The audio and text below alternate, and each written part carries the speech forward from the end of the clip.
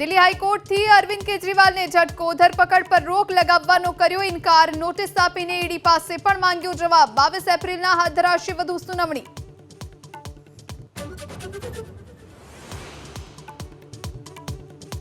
જાતીય જનગણના પર રાહુલ ગાંધીની મુહિમને મોટો ઝટકો, પાર્ટીના નેતા આનંદ શર્માએ ખડગેને ચિઠ્ઠી લખી ઉઠાવ્યા સવાલ, કહ્યું ન નાત ન જાત, ઇન્દિરાજીનો હતો નારો।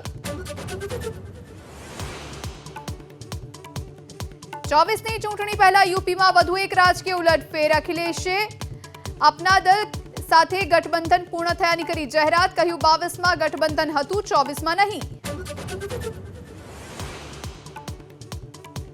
બદાયુમાં 2 બાળકોની હત્યાના બીજા આરોપીની પણ ધરપકડ, બરેલીથી પકડાયો 25,000નું ઇનામ ધરાવતો આરોપી જાવેદ, હવે ખુલશે માસૂમોની હત્યાનું રાઝ।